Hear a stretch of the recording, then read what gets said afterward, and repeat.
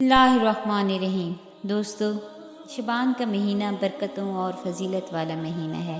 इसमें अल्लाह तबारक व तआला बेइंतहा बरकत नाजिल फरमाते हैं। तो आज मैं शबान की 2 तारीख का एक ऐसा अमल आपको बता रही हूँ।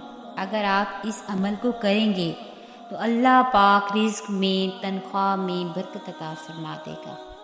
जो आपका कारोबार है, जो कारोबार करते हैं, जो काम करते हैं, जहाँ से रिज़्क आता है, अल्लाह पाक इसमें बरकत अता फरमा देंगे। लोग परेशान होते हैं कि अगर घर में तनख्वाह आती है मगर ख़र्चे इतने हैं कि तनख्वाह पूरी नहीं होती। देखें, अगर बरकत हो तो कम पैसों से भी बहुत से काम हो जाते हैं। और आज का वजीफ़ा ख़ास बरकत के लिए है। और देखें, जो चीज़ हम अल्लाह के दर से मांगते हैं या अल्लाह के कलामों के वसीले से मांगते हैं तो वो तो हो ही नहीं सकता कि ना मिले।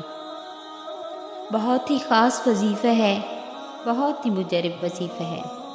वजीफ़ा कुछ इस तरह है कि जब आपको तनख्वाह मिलती है या आपको अपने काम की पेमेंट मिलती है या आप दिहाड़ीदार हैं तो आपको दिहाड़ी मिलती है, तो आपने करना क्या है?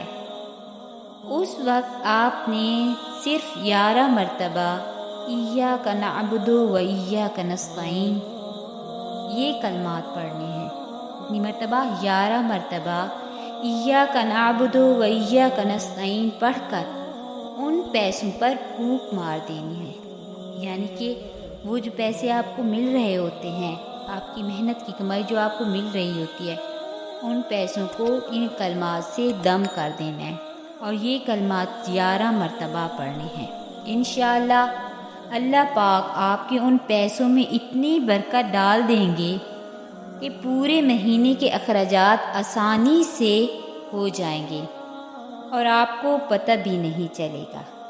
और ये अमल लाजमी करना है इंशाअल्लाह।